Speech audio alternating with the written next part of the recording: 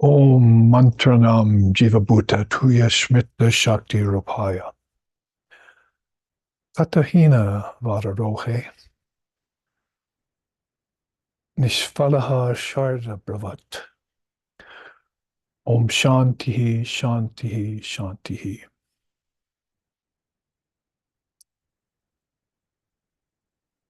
She, who the ancient seers know and remember as the imperishable Shakti,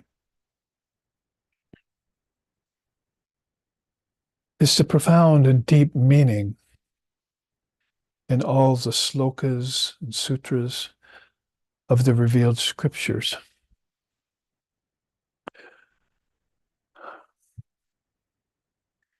Without her, O dear ones,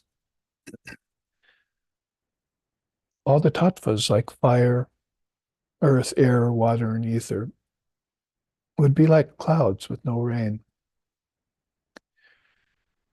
She is the perfect I consciousness, existing in all the multitude of words, and the secret of all the mantras, whose very nature is the essence of non-duality. Om, peace, peace, peace. And she reveals Brahman. There shines Brahman.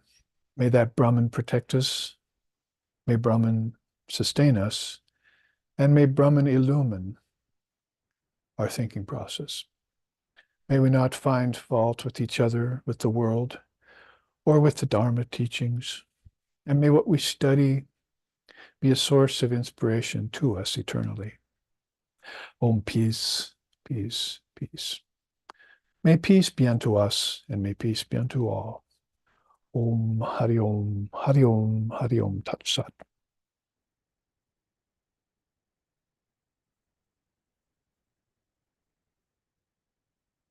We have gathered here on another Sunday. It happens to be Easter.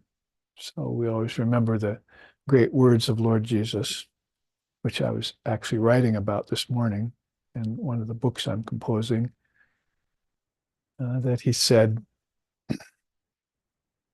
that birds have nests, foxes have holes, but Son of Man has no place to lay his head here. I was reflecting on that beautiful sloka, as it were, saying or teaching. And he also said, be thee perfect as thy Father in heaven is perfect. So it seems like this message that we are so familiar with as Vedantists in this day and age, with the advent of another great soul, Swami Vivekananda, on the scene, and even here in our own country in modern times, and that we look at that double teaching all the time, the perfection of the soul, but at the same time having to realize the distinction between the real and the unreal, or the essential and the non-essential. What changes and what doesn't change.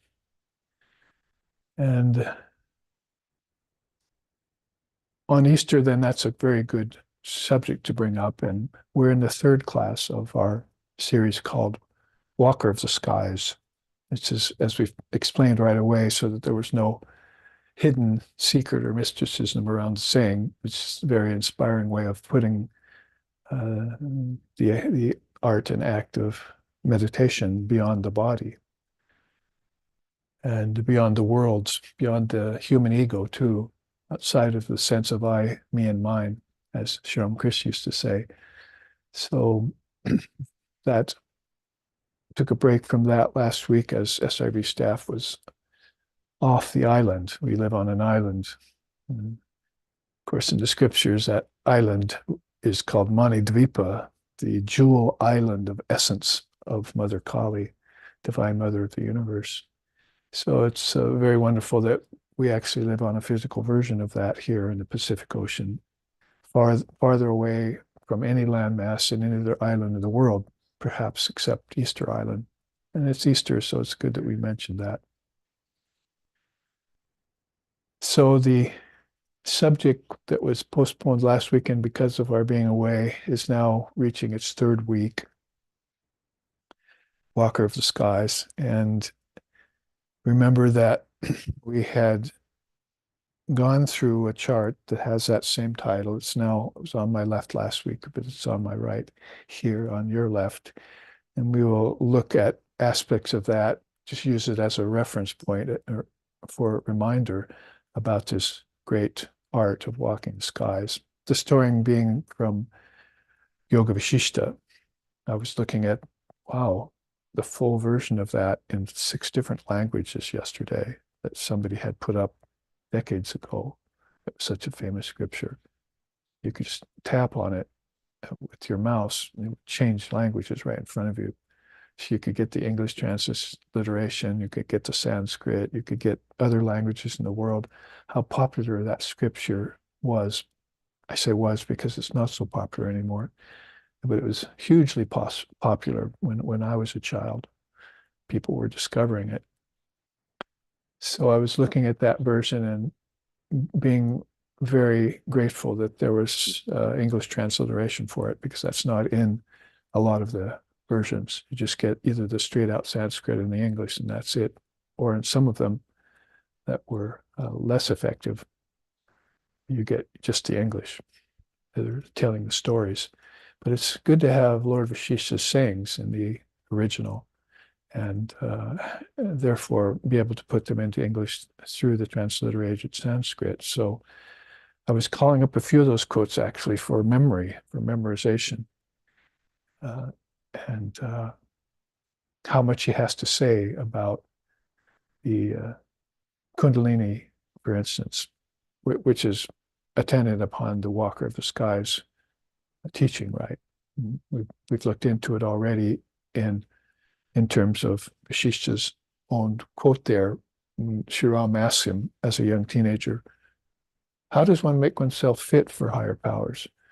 So that kind of brought the whole subject in front of the 14-year-old avatar at the time in that second yuga, so long ago, saying yesterday at satsang that Sri Ram is one of those avatars that hugely popular even nowadays. So many millions of people still follow him. And he was several thousand years at least in historical time anyway, before Sri Krishna, the time of the Bhagavad Gita. So you have to look into the Ramayana and the Adhyatma Ramayana and books like that to find his great discourses that he's given to Mother Sita and to his brother, half-brother Lakshman and so forth, and to Hanuman, of course. So these are all great teachings that come forth from him. And Lord Vasishtha is, of course, a very big part of that story because he was Sri Ram's elder teacher, guru, at that time in the court of King Dasharatha. So he has this young man in front of him, and this young man suffering from pilgrimage. Sometimes we go on pilgrimage and we suffer airports and bad food and busy cities, and there's all sorts of sufferings we run into. But the suffering of pilgrimage back in his time and also in Lord Buddha's time, which was thousands of years later, is basically seeing suffering because people are a lot more sensitive to it. We've become desensitized to suffering, mostly because of things like the computer and the web and the media and so forth. And just kind of look at it and go, oh, that's too bad, or I'm glad it nowhere near it.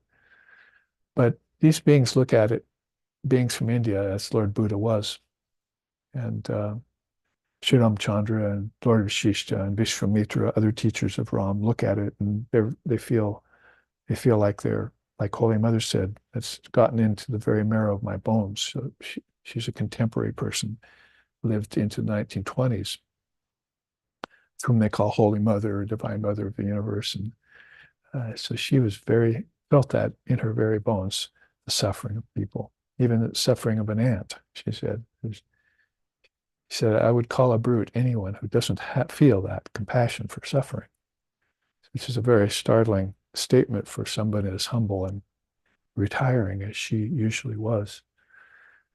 So when we look at going on pilgrimage and seeing suffering and coming back and being shocked and not being yourself anymore, then you find out that that was the state of this young man in his mid-teens. And so when he's attending upon his elder teacher, who is a fully illumined soul, he's one of the 10 mind-born son of Lord Brahma, right out of the Trinity.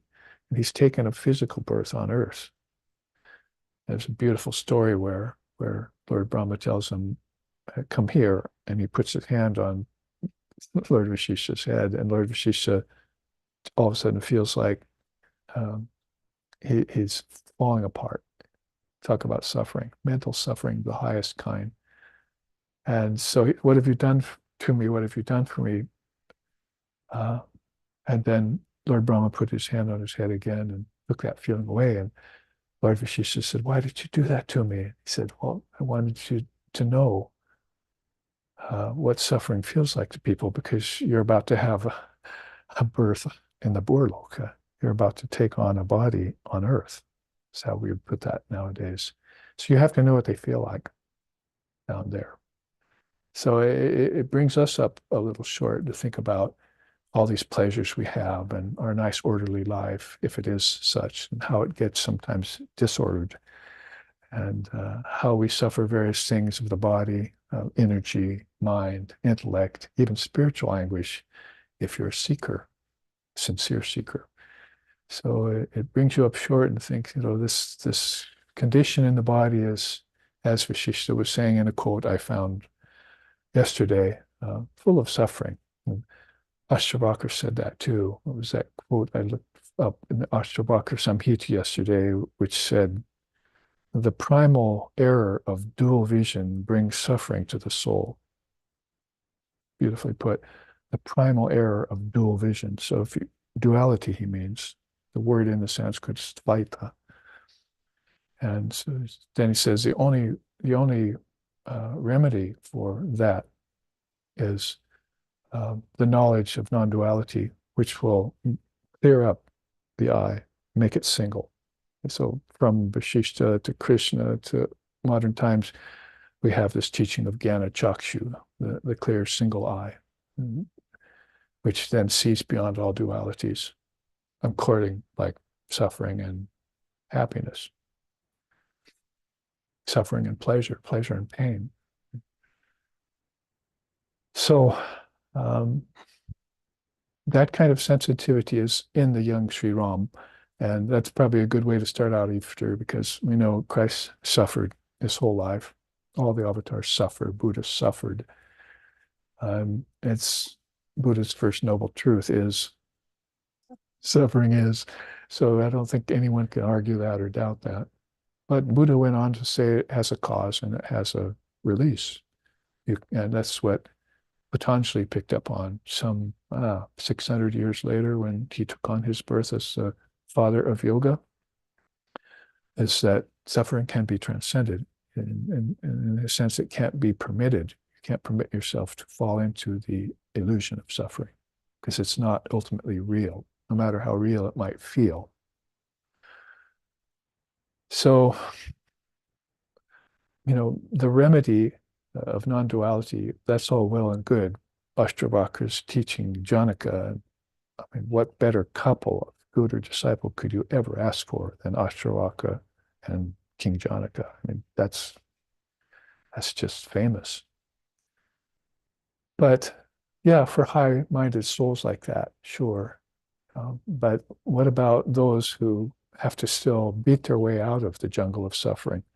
And it's always following them throughout the three states of their consciousness, waking, dreaming, deep sleep, always coming back to it, always being afraid of it, in fear of it, always doubting that there's a release from it, which Lord Buddha put to rest with the Eightfold Path. So all the way along, they've been offering us these remedies. So I'd say with Yoga Vasishtha's answer, what we've been studying 2 Sundays ago, or 2 Sundays, and we'll be studying it for a month of Sundays when we finish this little class series, because it'll go till next week too, is that Vasishtha had a ripe and ready answer for the problem of suffering. For somebody as refined as Sri Ram was, he was not yet aware of his avatarhood at that age. But Vasishtha and some 10 or 11 other fully realized rishis on earth at that time in that yuga knew that the Lord had taken form, and they knew it was the brilliant noble son of King Dasaratha, in which he had taken his birth. So some of these beings, a very few of them, were in the know about this awakening of, on a huge level, on a collective level, of this great soul, which is going to transform the earth for centuries to come, maybe millennia, as Sri Ramakrishna is awakening us. So many, 5 million of us now since he was here in the 1800s. So it happens. It doesn't destroy suffering. It's because you have to want to get out of it. And I remember Swami Vivekananda once saying to one of his English disciples, a female, a woman that was dedicated to him, he says, you don't understand, he told her. There are just as many people born to suffer as there are to enjoy. So it puts it in a perspective that suffering is something people want in their life. And it doesn't mean just like, pain kind of suffering. It means that if you took away their fears and their doubts and their concerns and their issues and all of that, their newspapers, their cell phones, take it into current times, what would they do? They wouldn't have anything to worry about. They wouldn't have anything to brood about. And they don't yet know what peace is, right? They don't yet know what contentment is. So this is what I mean about somebody who's high-minded, like, say, Ashtabakra telling King Janaka um, or other great duets of spiritual enlightenment, Guru Shishya disciplehood, we call it, is that if you're speaking to someone who's got all the samskaras and potential for transcendent life, for knowledge of the soul being ever free and never bound, liberation, moksha, mukti, kaivalya, then you can bring a person quickly to up and out of suffering, as Vasishtha did through all of those beautiful verses, 320,000, and even in the small version of Yoga Vasishtha, and 2 or 3 times more than that in the expanded version. All of this I found on the computer the other day. Amazing. So there are some good things here on earth. So this is how Vasishtha is approaching it. And I'm kind of bringing us all with my usual preamble up to a point where we can talk about Walker of the Skies as a way, as a pathway, as a method in which to transcend suffering. And we can do it every day of our life. We can keep suffering at bay.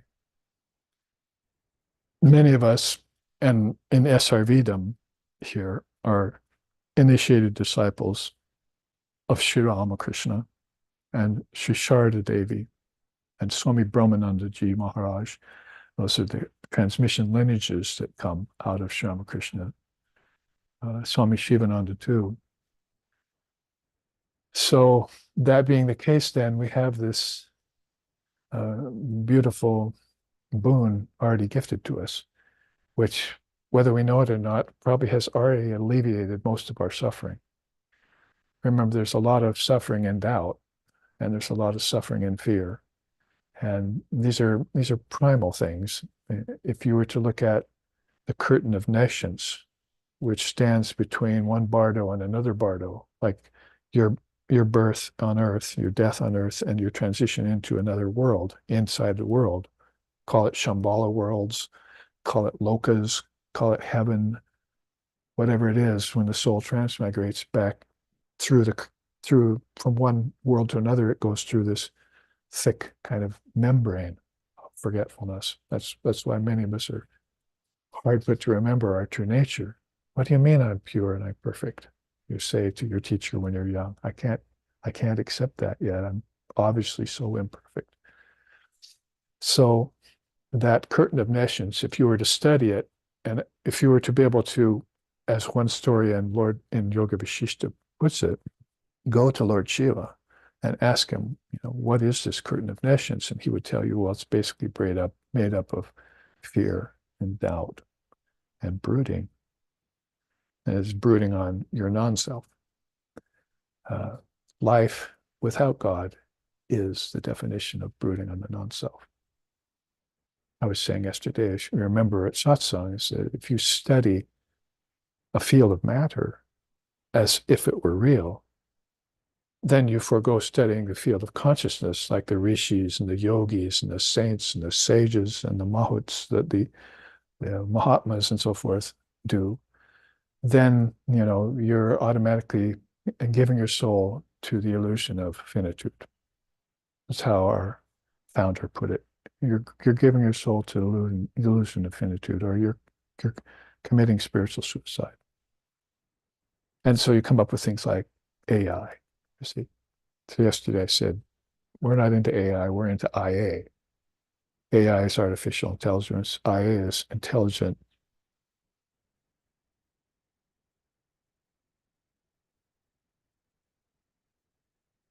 awareness. Did you remember that? Just waiting to see if you remembered it. So IA is intelligent awareness. That's what we contemplate. That's where everything comes from, including our memory. So how fast can you get back your memory of your true nature once you slide through from body to body through this curtain of essence? It won't be any problem if you can come here, as Ramakrishna said, and hit himself on the heart. I found out that everything comes from here. So he's talking about Anahata chakra, you see. So let's use this to segue right in here, or I'll just get on to a long discourse with a lot of connections in it. But basically, when he asks, how do you qualify yourself for higher powers? It's coming off this pilgrimage he just went in where he saw suffering. So he probably has access to good food. He's the son of a king. He has everything he wants. He's been taught about posture early on. He's been taught about prana. Unfortunately, we haven't in this day and age. So when Vivekananda came here, he mentioned that. You have to remember what prana is, recall it so you can use it as a Garuda bird. Om Indram Mitram Varunamagni Matarato Divyaha Sasuparna Garutman. Garutman is Garuda. So it's one of the great gods. That's your prana, basically. And if you can get on that prana up inwards, then you can ride it. And this is what really this flying the skies, or walking the skies is all about. You're going to need your prana and your psychic prana in hand first before you can do this. And my point has been for a long time is you can meditate for 20, 30 years and nothing ever happened to you. See, you just sit there. The seers and some scriptures like Ashtabhakra Samhita that I just mentioned have actually noted this about people. How it's not just a book or a sitting posture or a meditation or anything that's going to free you. And you're going to have these vehicles, these vahanas, like the gods have their vahanas, right? Saraswati has the white swan, for instance. Well, Krishna has that Garuda bird. So it's all symbolic of something, more ancient language, of course, but it applies directly across today. And the best of all vehicles then is the god of prana. If you can get him on your side, awaken him, and then take him to the psychic prana, then you're getting very close to Kundalini herself. Kundalini awakens through jnana. So first of all, you worship and awaken her. Before that, you were practicing detachment from things that were keeping you asleep from her. Before that, you had to purify the body-mind mechanism. What was it? Now that strikes me that, where's that quote from? Aitareya Upanishad, I think, where it says the worldly man thinks of his body as a self. The intellectual man thinks that he's a combination of body and brain. The illumined soul looks upon the Atman as his true self. So that's right out of the Upanishads, showing these different levels of a worldly person, an intellectual person, and a realist soul. How they saw that in ancient times and spoke this as a truth, wrote it down. People need to know this. So this is back here, what we're saying, purifying body-mind mechanism is is like body, brain. So from posture to prana to opening a path to your teacher, like we have to Sri Ramakrishna, as I was just saying. And then finding that these beings are telling us, oh, have you read the Gospel of Sri Ramakrishna yet? Have you read the Bhagavad Gita yet in this lifetime? Do you know that Sri Ramakrishna kept the Ashtavakra Samhita near him, even though he was much beyond reference to books? Mere book learning, he called it, especially for a breadwinning education. He was not for that at all. So that's why you say asato ma sadgamoya tamaso ma joitir gamoya mrityur ma amrikam maya. Lead us from darkness to light, lower truth to higher truth. So the lower truth is that you haven't read anything yet. As soon as you start to think about health for the body, then you begin to develop a little bit of sensitivity, but then you find out that you need to adjust your posture in your limbs. And then you find out that there's a prana, a breathing, a breath that you can do that can do that for you, right? So far, all of these three things are a danger. They're both an awakening and a danger. In fact, these two things show up as the seventh level of the ajnana bhumika. That's the level of ignorance. They're still at the level of ignorance, beginning into the first level of the jnana bhumika. That bhumika means a level or a world of awakening. So when you start to do this, and you've seen that through your life of several decades, probably by now, that people started back in the 60s and 70s to start to eat sprouts and, try and work out the kinks in their body and, become masseuses and, and then basically begin to breathe. Oh, I heard that breathe, if we breathe, we're going to, get enlightened. And so from breathing up to meditation, you can do all of that, but you can never be enlightened yet because maybe that psychic prana that I'm just talking about now has not connected you to her.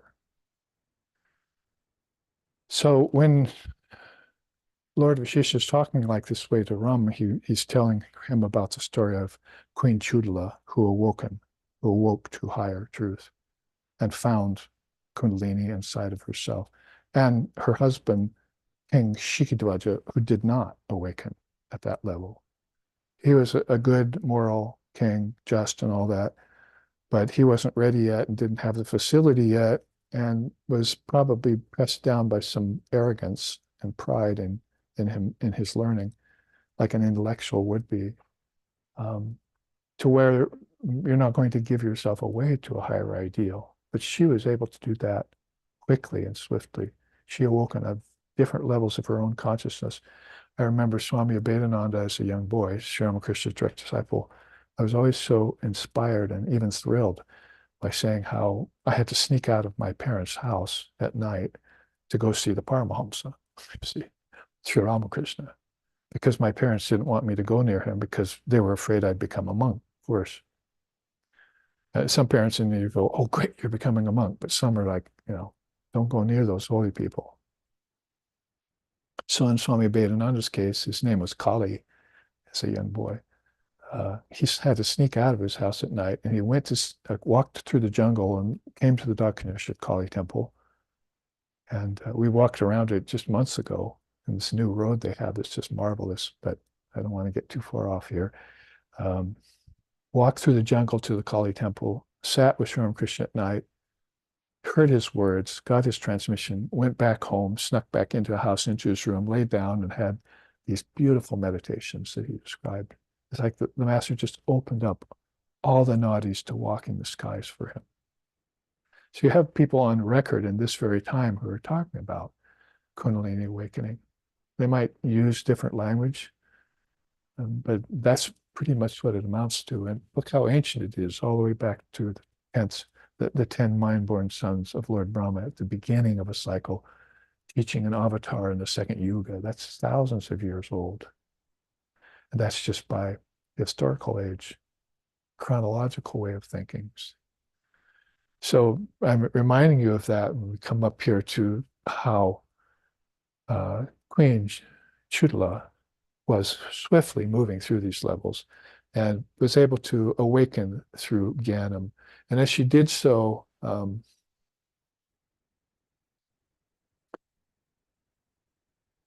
awakened to the flow of Kundalini and realized that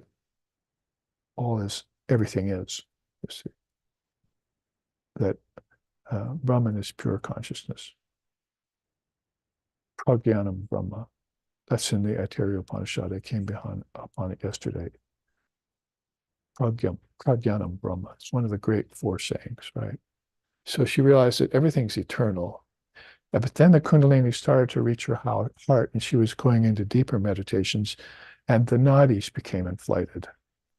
Remember how Sri Ramakrishna said, I saw a person resembling myself going inside. He touched the nadis, and they were drooping. The lotuses were drooping. And when he touched them, they turned inwards and opened up. So this is Sri Ramakrishna's experience of inner vision with contacting her and this consciousness awakening to deeper levels of wisdom, because back here you had a scriptural knowledge that informed you of this. And then through Jnanam, it actually began to happen, you see. And then the nadis became inflated by its influence, and there you were, infused. Your pure astika body was infused. Let's look at that again. And I'm not even going to look at it and explain it. I'm just going to remind you that the pure astika body astika means 8. So basically you had the 8 there, Brahman Atman, coming down to the dreamer called the Jivatman. And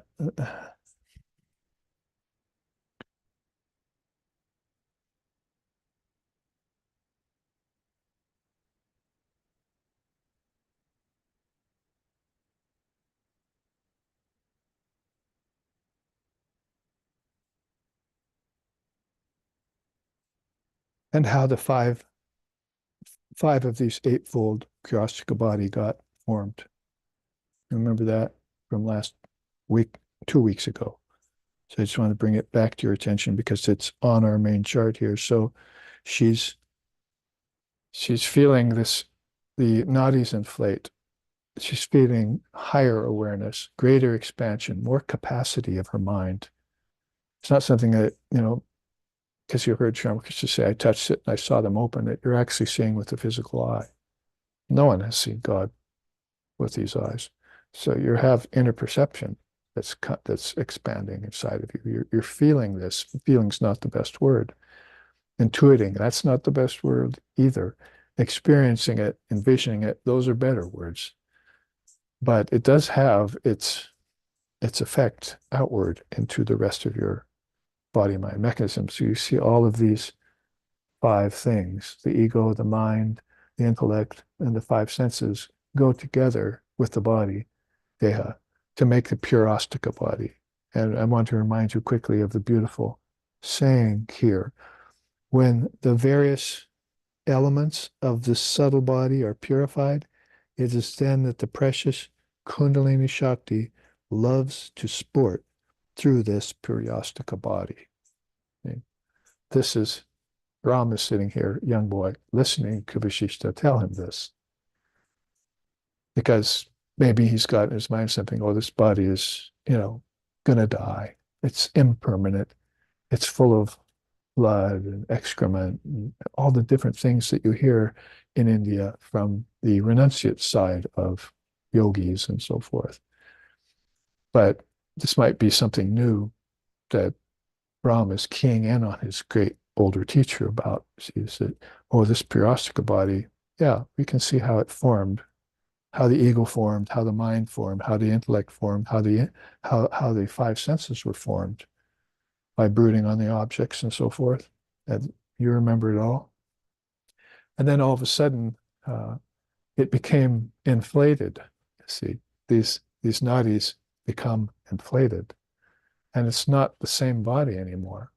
It's not the same mind anymore, brain. It's not the same soul, transmigrating soul anymore.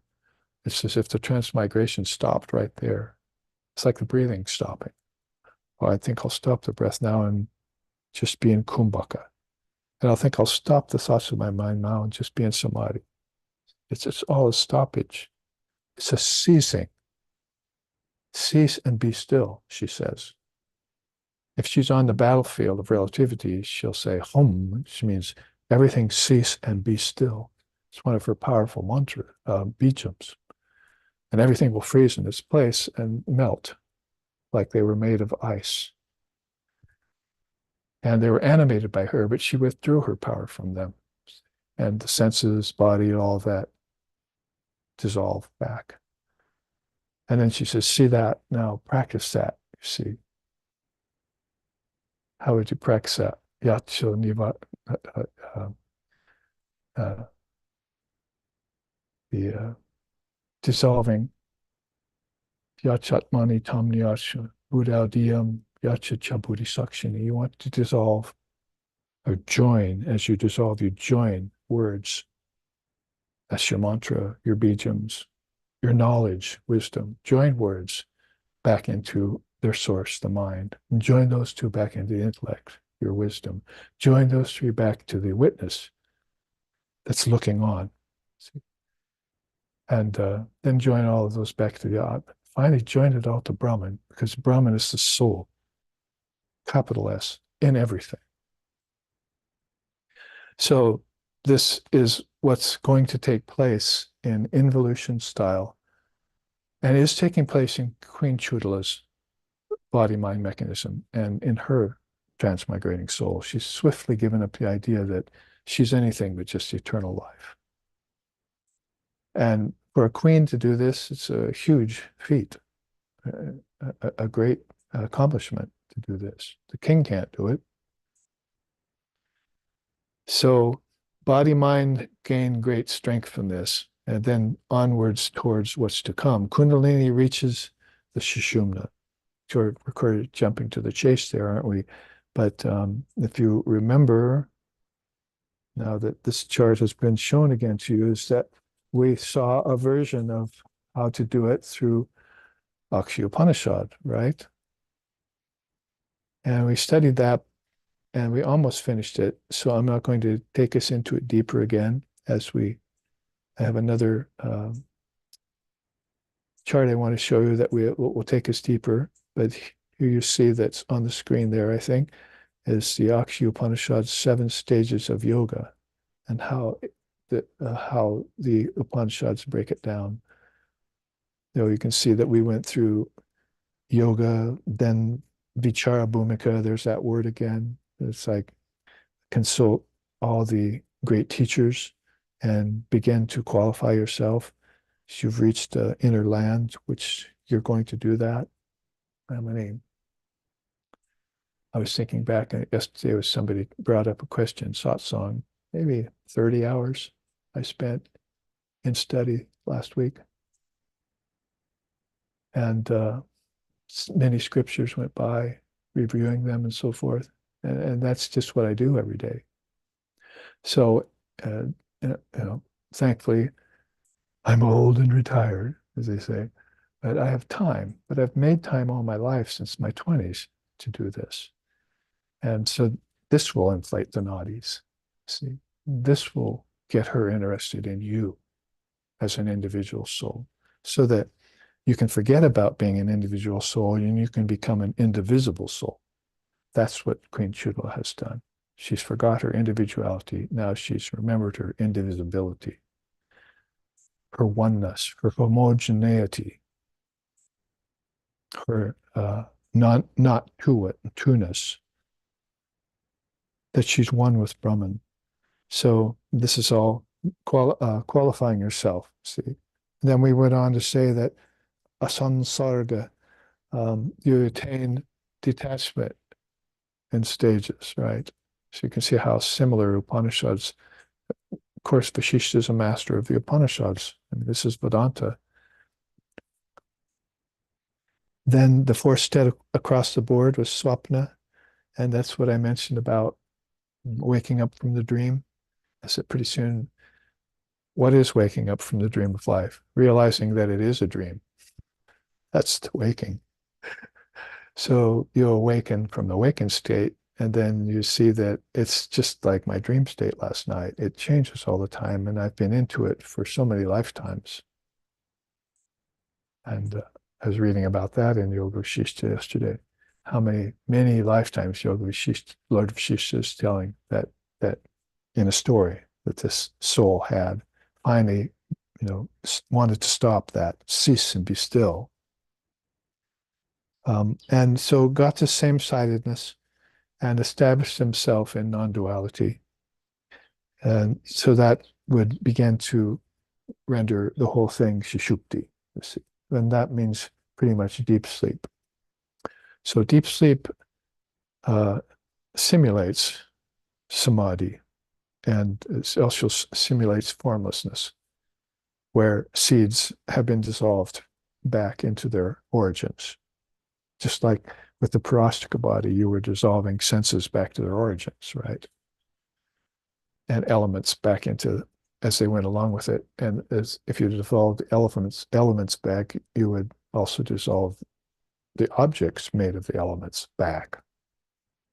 And it would all go back to words. So at that place you say, Nyachat mani tam nyacha buddha dhyam yacha chabudi shakshimi. I think I'll just continue dissolving everything back now that I've reached the knowledge that all of this is words. That's what I started off chanting, right, today. Om Mantranam Jiva Bhuta Tuya Smita Shakti Rapaya. I remembered the Shakti, Smriti. And I saw that she had given me all these words, like mantras. And then that fructified. Nishvalaha, Sharada, Bravat, the mother of wisdom, gave me all these words and they fructified inside of me. And so I was able to then dissolve the words back to their source in the great mind and dissolve that back into the great intellect and dissolve that. And then pretty soon everything became liquid. See, like remember yesterday's God blog, Shamakrishna said, I saw that everything was like I was moving, she was moving cases of leather around, you see, of cows and men, right? She was moving, like everything was made of leather or everything was made of wax, he said. And that there's this power, this one power that was moving all of that, animating it all. And he could clearly see that. So this is realizing that power that operates waking, dreaming, and deep sleep. That is Jagrat, Swapna, and Sushupti. And then the Jivan Mukta state becomes available. I believe that's where we ended the class 2 weeks ago. And you could see that fearlessness, abhayam, comes upon the scene. He said, what is there left to fear anymore? I'm an eternally living being. I can't die. So death's not to fear. I can't fear death anymore. I have received a command from my Divine Mother that death must die. Prasad sings in one of his songs.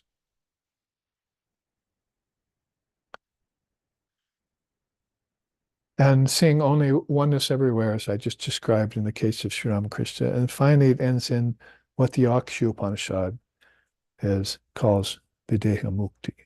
What's the quote at the bottom?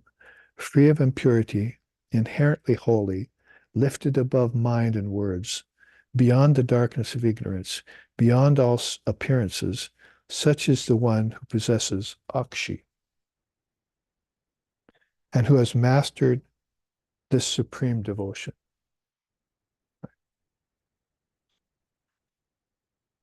I'm sorry, this supreme doctrine. Yeah. So the point there is that the one possesses Akshi. It's like Ramakrishna says, Utkramantam stiti vapi bunjanam vimuda nanupashanti jnana chakshushaha. That's Akshi, the divine eye. And so they're not deluded anymore, vimuddha. The others are deluded because they can't see me coming and going in bodies, leaving bodies, remaining still in bodies. They don't see that because the gunas are in the front of that whole process. So in this case, when you reach the Jivan Mukta state and go on beyond to the Videha Mukti state, those are right out of Lord Vasishtha's teachings too, and very much explained at certain places in the Upanishads. So that was why a capper I wanted to put on this chart 2 weeks ago, but now we finally did. So you can see the beautiful description here by who? The sun god. Because in the Akshaya Upanishad, if you remembered, because we studied it a couple of years ago, the sun god's talking to his student, Samkriti. Samkriti appears in like 3 or 4 of the Upanishads as the student, the best student of Vedanta. Sort of like that Ashtaraka King Janaka couple. You've got couples like Surya Narayan and Samkriti. And Samkriti says, where's light coming from? And it's like saying, where's the Atman? Where's the light that lights everything else up? It even lights the sun up. Because I learned, na tatra suryabhati, na chandra karakam, nemo vidyuto bhanti, kuto yamagnihi, agni, fire, surya, sun, chandra, moon. I've learned that the light of all of those comes from another source, and I believe it.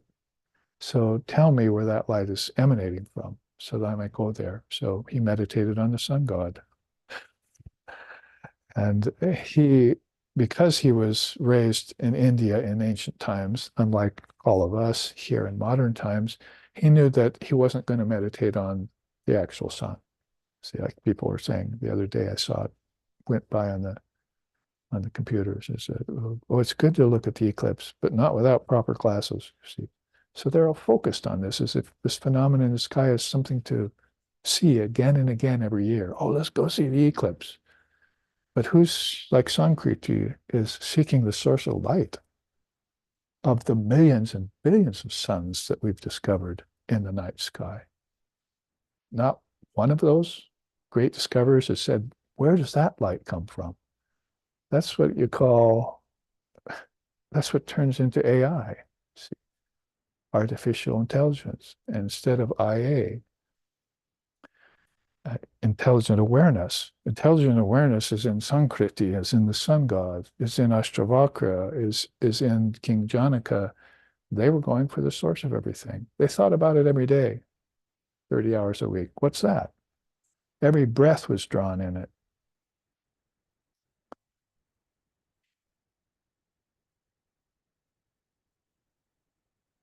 And so these beings live free of false superimposition, vivarta, it's called. And they exist beyond conformity with the world and beyond the body and the senses, like the purastika body we just looked at, and what happens to the body when the nadis inside inflate. Say, well, this is a separate body now. I see I have. So Queen Judal is like become aware that she has a whole nother body, not just this queen's body, this woman's body, this Hindu body. This is like a cosmic body I have. It's a subtle body, and it's got Ara Eva Ratana Bal Samhatra Yatra Nadyaha Sa Ishon Choscharite Buhuda Jayamanaha. It's got hundreds and thousands of pathways in it called nadis. If I can inflate even a few of those, or remember Ksharika Upanishad? What was that? A month ago, maybe we studied that. But the knife, Ksharika means knife, and how you wanted at first cut at the feet. Remember how we said that all those nadis that you've brought with you, it's like dragging a bunch of chains with you into the human body. And you sometimes look behind and see, oh, all of this is like hanging off me, like swimming in California, coming up with lots of seaweed hanging off you. Remember how we were so happy to surf in Hawaii because we didn't have to go out in cold California water through beds of seaweed. So it's like this massive seaweed hanging off you that you have to take a knife and just start hacking it back there. That's your old attachments to the physical body over lifetimes. And you've got to do the work. She's given you the sword, the ksharika, and you've got to cut it away. In other words, I deny it. I reject it. I don't believe in it anymore. It cannot harm me anymore. It's a dead weight that's gone. It's a rope that's been burnt. Remember, we were talking about that yesterday, how someone got so inspired by a burnt rope story of Sri Krishna. You can't bind you anymore, a burnt rope, but it still looks like a rope. But a puff of wind can blow it away. You see.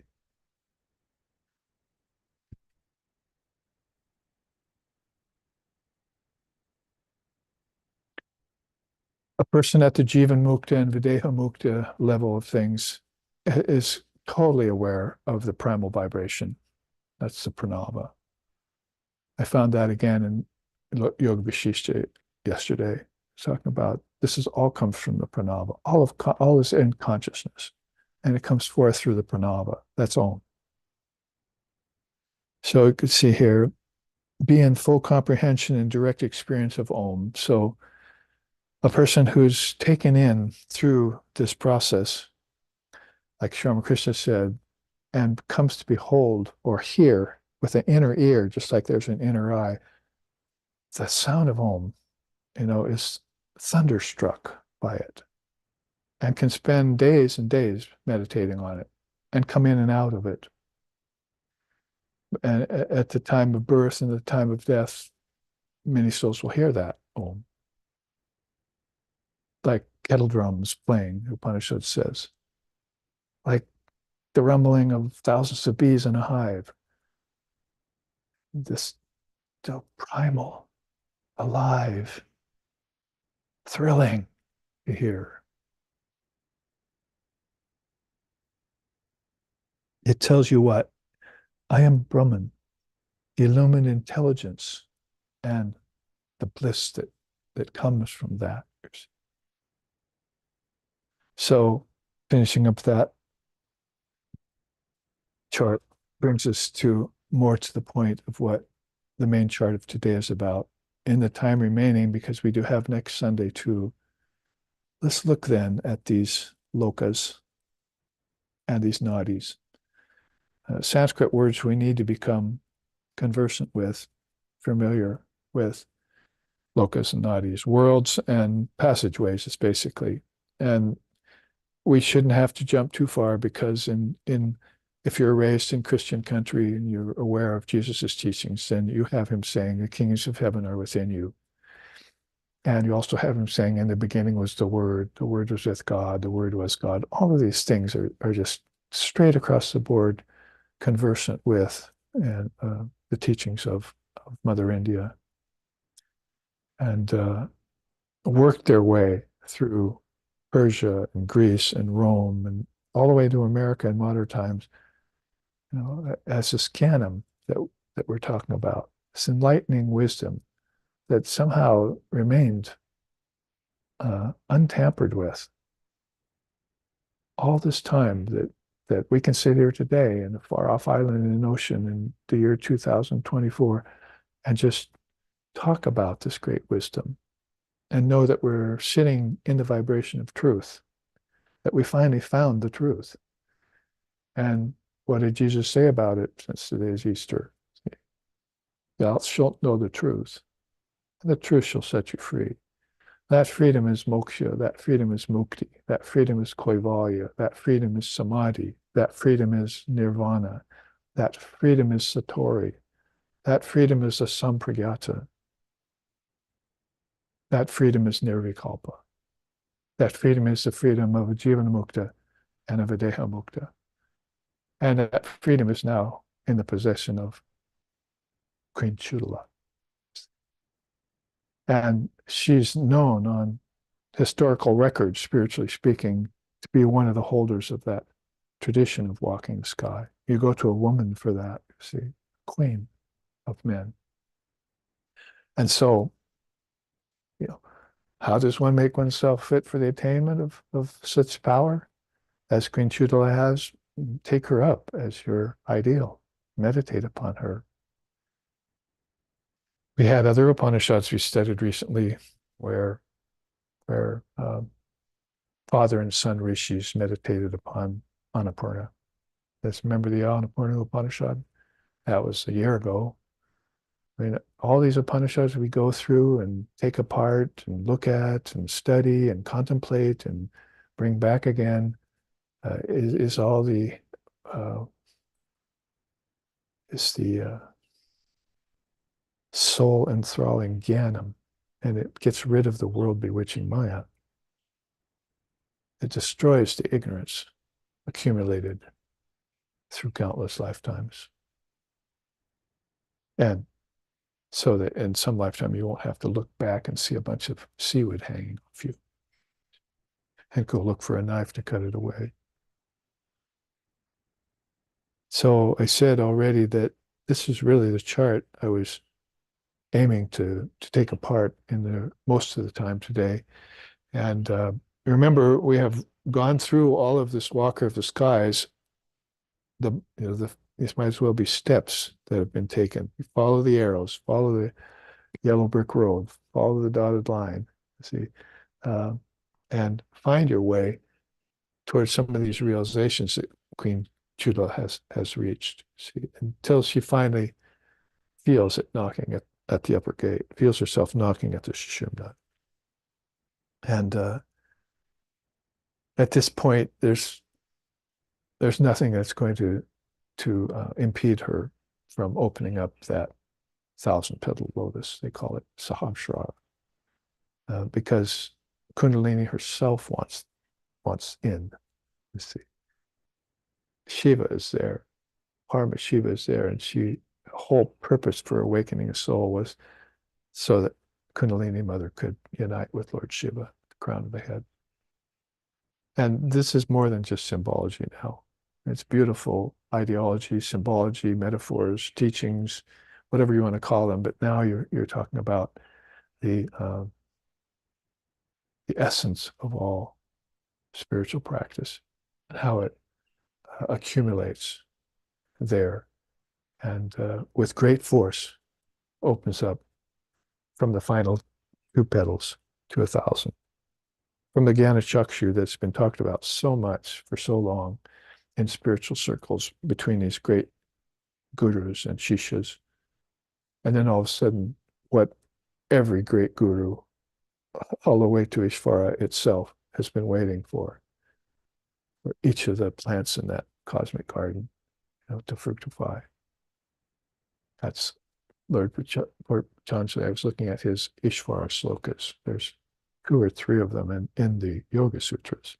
And, I got to look this up, get the Sanskrit, put them on our list so we can memorize that. So he's talking about how Ishvara is the primeval soul, the guru of all other gurus.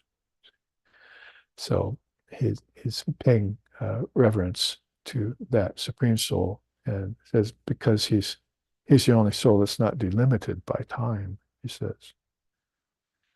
So this is how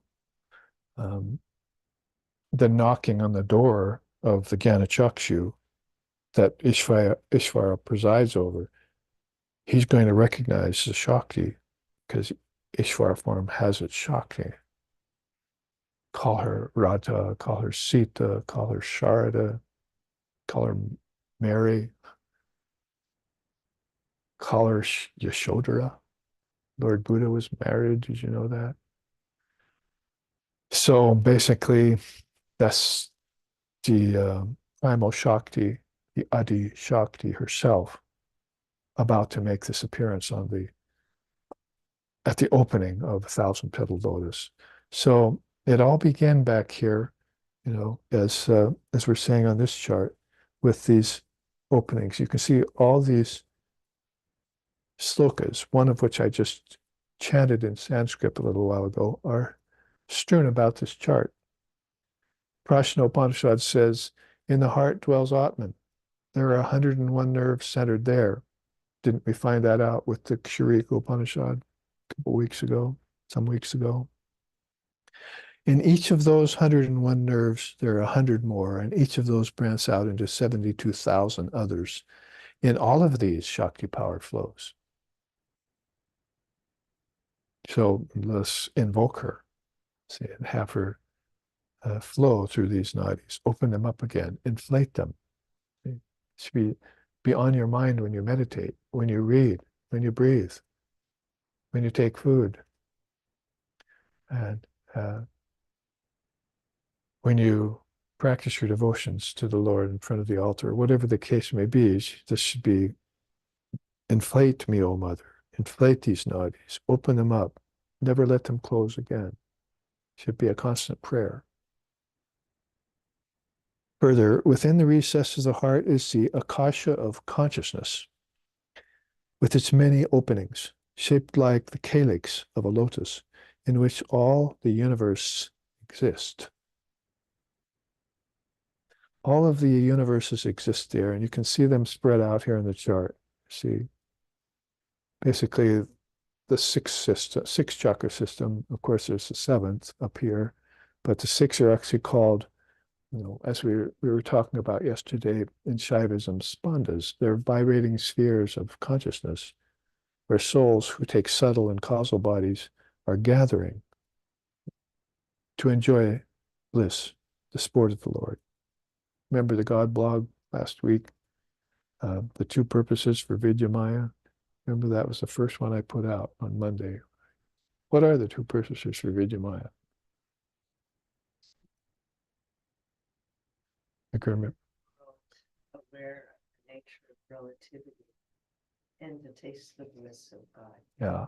So live in the world aware of its limitations. That's called relativity. But then taste the bliss of reality. That's Vidyamaya. You keep that on hand. Avidyamaya would cover both of these. See, and so being availed of or pressed upon by avidyamaya, that's a covering power. But this is a revelatory power, Vidyamaya. Like Sri Ramakrishna is saying, the householder Gyani can see both outside and inside. It's like a soul living in a glass house. So that's a very powerful thing to attain. See, the ability to see through the appearance of relativity and know that there's a reality lying behind it. We've said it several times today already.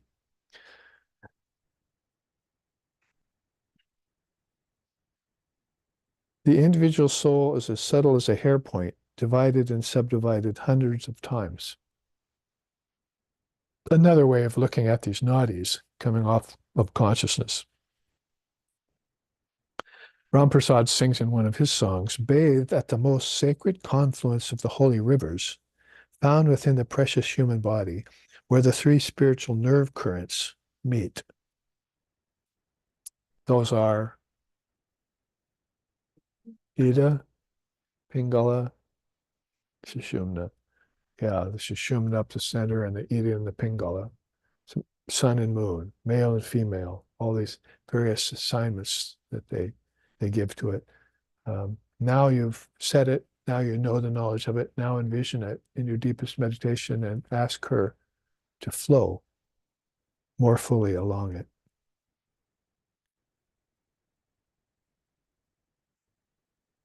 And I already chanted the sloka at the bottom, but I chanted it in Sanskrit.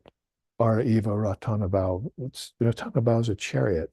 And the chariot's a big thing in Hindu mythology and itihasa. So that's there in the heart, in the middle where all these subtle nerve endings meet, abides the Atman.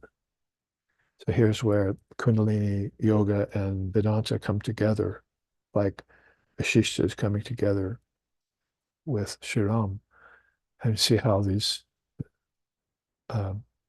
ultimate Atman, you see, it's everything. It's like all pervasive here, is accepting the merging of all principles, all tattvas into it. So that Atman is ever stationary, but it becomes mobile. It becomes dynamic through her. In other words, Shakti. She can take that Lord Shiva and his transcendent wisdom and turn it into centers that vibrate, where millions of beings can be born there, as it were, and pass away from there, transcend them too into the highest wisdom and to the Atmagyan. And so that's where you have Muladhara, Svadhisthana, Manipura, Anahata, Vishuddha, Agya, and Sahasrara, all 7 of these great worlds within.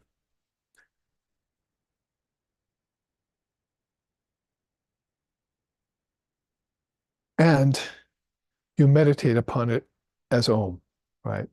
Then Godspeed to you in crossing over to the farthest shore beyond all darkness. So the darkness gathers here, these 3 worlds. These are called the 3 worlds. That's why the mantra, Gayatri mantra out of the Rig Veda says Om Bhur Bhuva Swaha.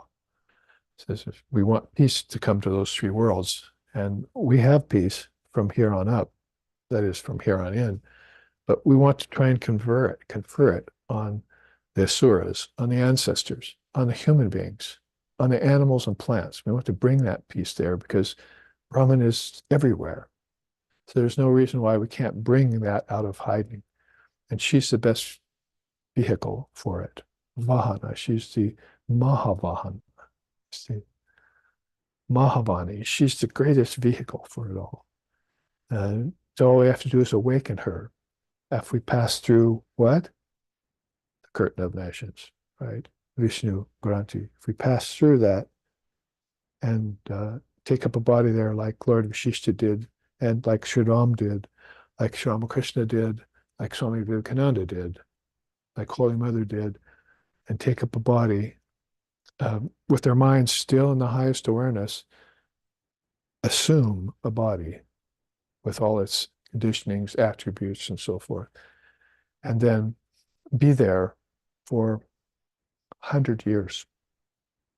That's what the Upanishad says. If you have a body, you should desire to live 100 years. I came across that sloka a couple of days ago. So it's like the Chinese. They want you to live this very long lifetime. If you've taken all this trouble to take on this limitation, then your body must become a temple, as the Brahminical religions have said. Then basically you should have this intention in you, to live it to the fullest and to be a highest good to everyone else. Sarva Loka Maheshwaram. And as Krishna says in the Gita, be the Lord of all the worlds. Be involved in helping the Lord of all the worlds and his present Shakti, his precious Shakti, to spread this through even these 3 worlds. So that you can see it here put in terms of lokas. Burlokas, the earth. Uvarloka, the ancestors. Svarloka, the celestials. This is why heaven is not the goal for Vedantas. I don't believe in a post-mortem emancipation. I don't care for heaven. The words I heard my guru say so many times from the podium at the Vedanta Society there in Portland, Oregon, where I was going to high school and where I went to grade school.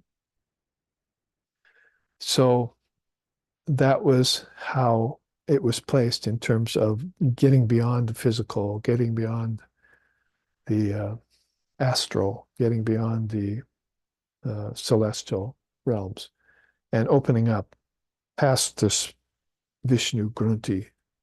First you had to open the Brahma Grunti, right, at the base of the spine. So it's all very symbolic of how to breathe. And we can go back and cite the various things which Vasishtha is reminding Sri Ram of. It's like, what is it called? Singing to the choir or something, preaching to the choir. Says to tell Ram this, of course, it's just like he already knows he's accomplished all this many times. He's an avatar. But to remind him of it is to remind the thousands, maybe millions of beings who are waiting to hear it again for the first time in their lifetime through the oracle of Sri Ramchandra. So that they will, if they're forgotten, which is pretty easy to do, as we see by this day and age, then they'll be immediately reminded of it. So this Kundalini then becomes a very important part of, with its chakras, of raising those things up. There's even ways of singing about it in the tradition. Sarvagyana Shakti Mahakundalini Jivatma Param Atmadarini Shri Devi Rudrani Kalaratri Devi Vijaya Avijaya Devi Maheshani Shri Yogamai Chit Shakti Devi Jaya Vijaya Devi Vasundari Shri Mantra Shakti Mata Deva Devi Dasa Tattva Devi Shakti Darshini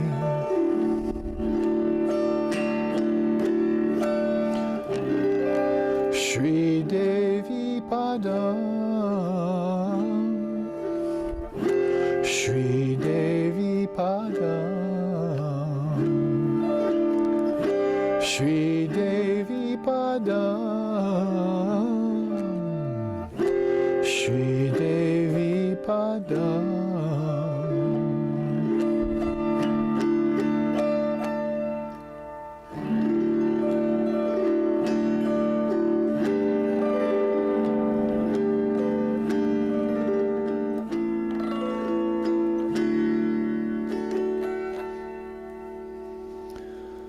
Oh, progenitress of all penetrating wisdom, who flows imperceptibly as subtle spiritual current within the subtle body.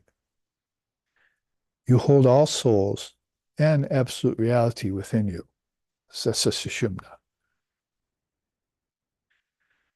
Though often terrible to behold, great lady, appearing as the black night of incomprehensible voidness, you hold knowledge and ignorance in abeyance and loose them for your purposes.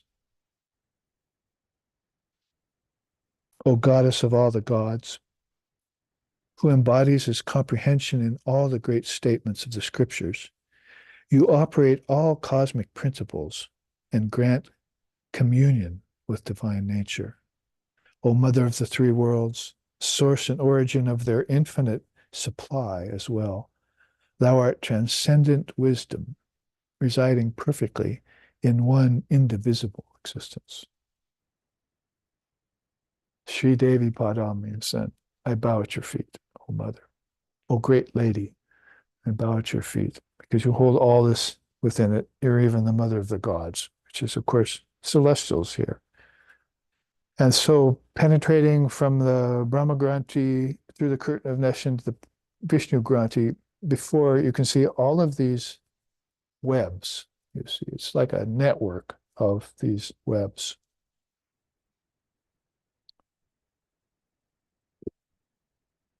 And you can see off to the side this myriad souls wandering in ignorance through all of these worlds and coming back to be reborn again and again, known as from words like samsara and maya and kala chakra, the wheel of birth and death and ignorance in time and space, enclosed in name and form. See? And you can see all of these various nadis coming off these chakras. And below you can see even the disembodied spirits in the realms of the patalas, the hell realms, have a place down there at the lowest level of the Muladhara chakra in red.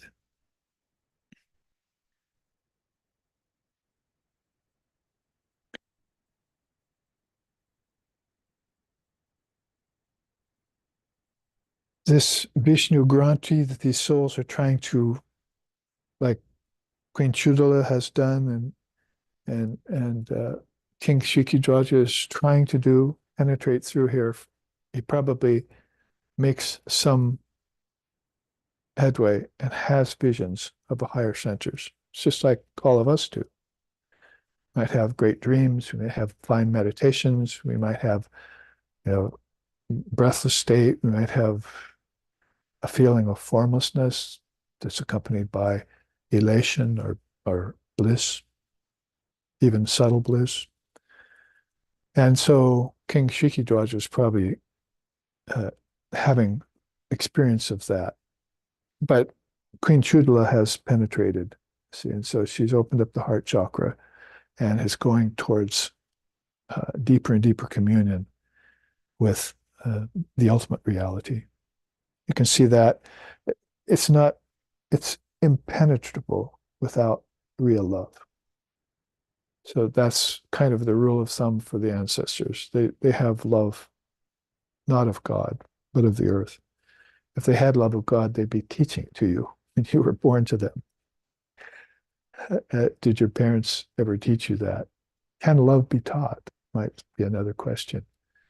Who possesses it? There's no question when we saw Sri Ramakrishna that he had love of God alone. That was everything to him. And until he realized God, even in the human form, that he was in a great peak, he couldn't rest. He was uh, had divine restlessness come upon him. We saw that in his great student, Swami Vivekananda, too. So that's one of the great sayings, again, from Lord Vasishtha, that you cannot penetrate the Vishnu Granti or that, get through that cloud of nescience and give up your, cut off the nadis that lead you back to these three lower chakras until you have this sincere love of God. That's also called clear understanding, khyati. Maybe you don't have the wherewithal yet to fully realize it, but if you've accepted it, that's all you're going to need. That's going to amount to sincere love of God at the time of your passing from the body, and you'll be able to penetrate it too. So it has to go hand in hand with clear understanding that you got from the words of the scriptures, for jnanam, that destroys your ignorance. Then you can have the experience of penetrating through the Vishnu Granti. Remember, there's another Granti, the Rudra Granti up here, which is a very high level of barrier, subtle barrier. You might call it even a causal barrier, because very difficult to penetrate that and you know, get beyond the two-petaled lotus and into the thousand-petaled lotus. There are many, many thousands and thousands of souls who take their births here. For various reasons, it could be said. The Jivan Muktas, for instance, but the Videha Muktas, they're going for the crown chakra. They open up, not take any bodies anymore. Videha means bodiless.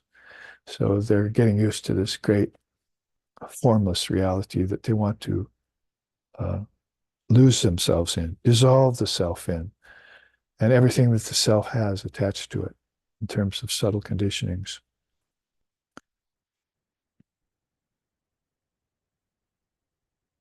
As you as we envision ourselves to have pierced through here, then you can see that the heart chakra, we have these four words for it in the Upanishads. Mahar Loka is the great world, great Loka. That's, you know, uh, presided over by beings like Lord Brahma.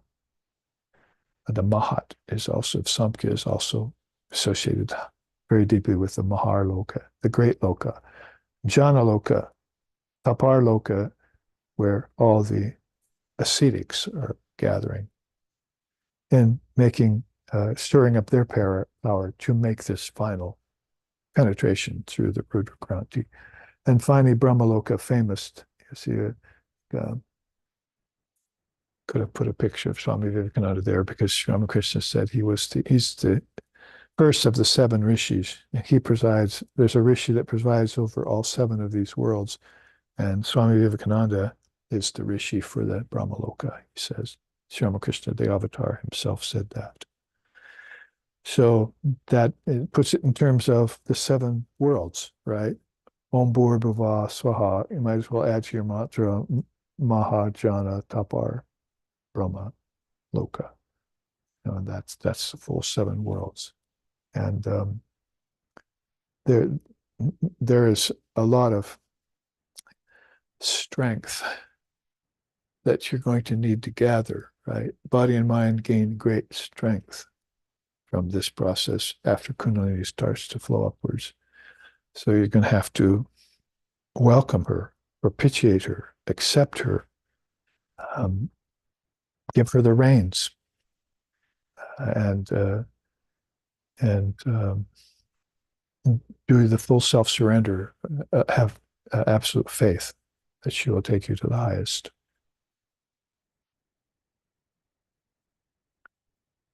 And penetrate through. On this side, we don't want to ignore the rest of the chart, but you can see this uh, ecstatic souls sporting in consciousness. That's what this lotus means. This would be all these nadis are leading to this lotus. So that's why I brought up what's the true purposes for Vijamaya. Basically, know that relativity is separate from reality. That is, it's inside reality, but it's not reality. And then also be able to sport in the higher worlds in consciousness. And so some souls have mastery of that divine play. We certainly saw Sri Ramakrishna did. Of course, his case was far different, because most of these souls sporting in consciousness are probably not going to, find themselves, allow themselves a birth on earth. Enough of that. I'm not coming back. Gone and gone forever. So that's to be brought up. There's this ocean of sorrowless light. Vishoka Jyotishmata is that father of yoga says in the Yoga Sutras. It's one of the ways in which you can free the mind from its bondages is to meditate on the ocean of sorrowless light. Vishoka means no grief anymore. Shoka means grief or sorrow. Jyotishmata means this ocean of, it's made of light, made of the light of consciousness. So you can swim in different oceans, physical, illusory, it's like samsaric ocean and so forth. But when consciousness is refined to such a level that Queen Shudala has, then she'll immerse herself in the ocean of sorrowless light and sport there, like souls are doing.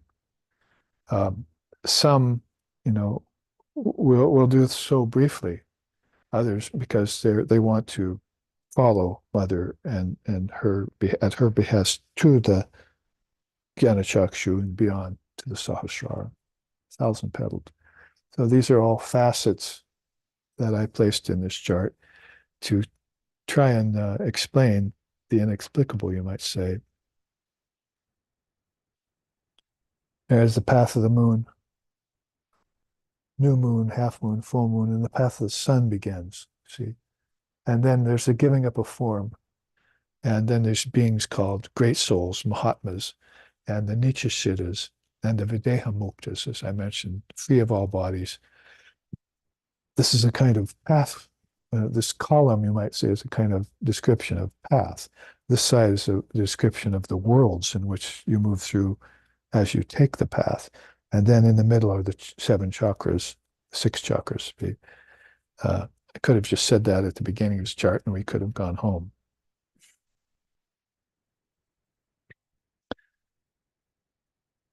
But you can see that the development of imperishable love, you see, in order to penetrate through there, becomes here the giving up of form. So, as Patanjali described in his Yoga Sutras, there are savichara samadhis and nirvichara samadhis. There's sarvitaka samadhi and nirvitarka samadhi. These are all samadhis with and without form as far as objects and the mind's thoughts are concerned. But that's all preparing you to give up your form. Not just in the experience of a lower samadhi, but in asampragata, where you'll destroy the seeds. Asampragata means no more seeds left to sprout. So you've fulfilled all your desires for sporting in consciousness at that time. And if you're moving to the third eye chakra, then that's going to demand that you're able to give up the form, which is why doubt and fear had to die back here. You don't have any doubt about it anymore. You don't have any fear of it. You've become a master of birth, life, and death, and rebirth, which is, and you know where they're happening, Vijamaya. You know where they're happening, but you also know that you continue on sporting, like the wheel continues to rotate after the potter makes it perfect. See, and walks away, and finally comes still. That's like Shankara's analogy of how a soul that's reaching the highest perfection will get even beyond its prarabdha karma, the karma that's keeping it close to a form.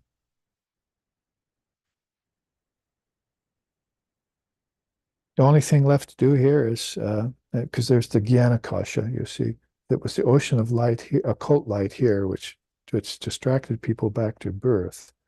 But here it transforms into the Jnanakasha, the ocean of wisdom. So souls with deep and sincere viveka, discrimination, will not move along these channels and get tempted by the ocean of light. They will go towards what Patanjali calls the Dharma Mega Samadhi, the ocean of virtues. And then that ocean of virtues will lead him to the ocean of pure wisdom, which is mother's own wisdom, which is what they're going to be swimming in when they sport.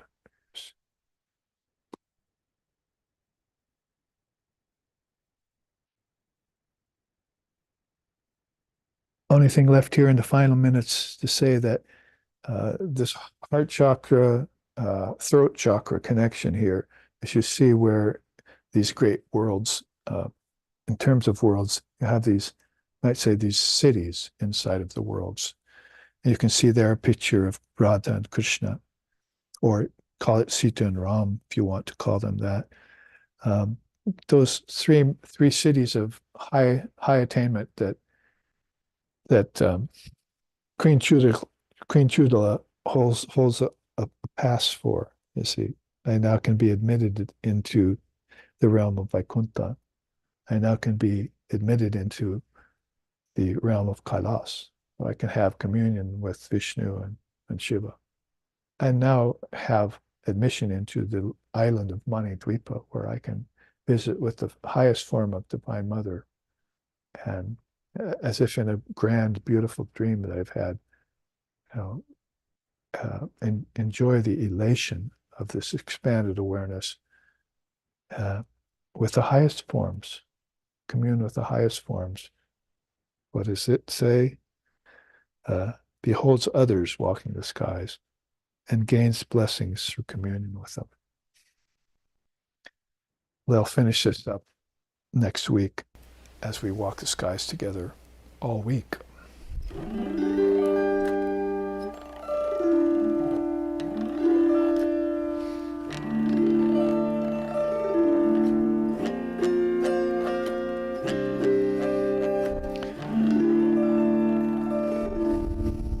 Jananim Sharadam Devim Ramakrishnam Jagadgurum Pado Padme Shurye Chitva Pranamami Mahor Mahor. Om Ramakrishna, teacher of all. Om Sharda, goddess divine. In bosom holding those lotus feet, salutations to both, ever be of mine. Om